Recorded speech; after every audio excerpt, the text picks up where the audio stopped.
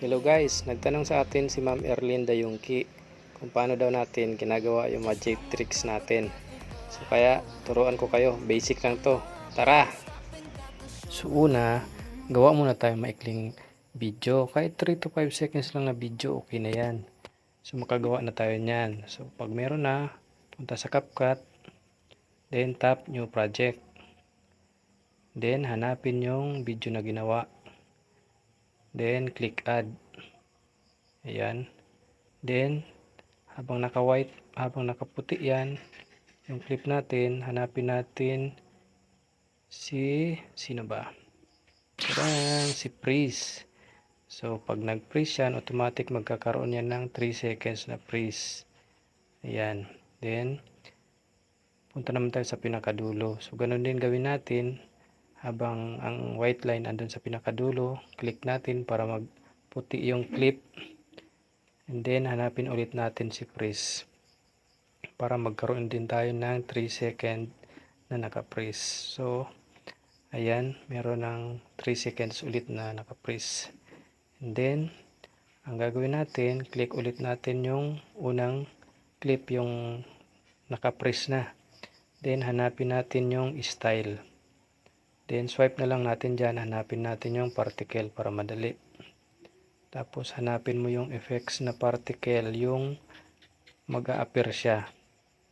Kumbaga mabubu ka. Ayan. Pag nahanap mo na, pinutin mo lang para ma-apply sa naka-freeze mo na clip. Ayan, antayin lang natin na ma-apply. Yun. Boom. Diba magic? Tapos play natin kung anong kinalabasan. O diba? Ang pogi mo dyan habang naglalakad. Tapos ang sunod naman natin gagawin, clip natin yung last clip na naka-freeze. Tapos same process, hanapin si style, hanapin ang particle, then hanapin mo naman yung particles na mag-bolt in ka na. Ayan. Or yung mawawala ka, I mean. Yung mag-disappear ka. Ayan. So antay-antayin lang natin na ma-applied yung effects. Ayan, applied na. Boom! Diba? Nag-disappear ka na. So nawala na yung kapugian mo dyan. So play natin ulit kung okay. Yan. Lakad-lakad konti. Yan. Tapos yung uli. Boom! Wow, magic! So itong tricks natin ito, pwede pa natin itong lagyan ng another effects para medyo may dating. So dyan, hanapin natin si glare. Glare 2. Ayan, si glare 2 para medyo may dating. May konting transition. Play natin. Boom, yun, no? Wow! Ayan, so napakadali lang nito guys. So kayang-kaya nyo to, lalo na kayong mga beginners. Ayan, kayang-kaya nyo to. Then, huwag kalimutan, delete yung CapCut logo. Kasi bawal talaga yan. Then, ang susunod natin gawin, hanapin naman natin si aspect ratio. Tapos, click mo yung 9:16. Then, check mo yung arrow.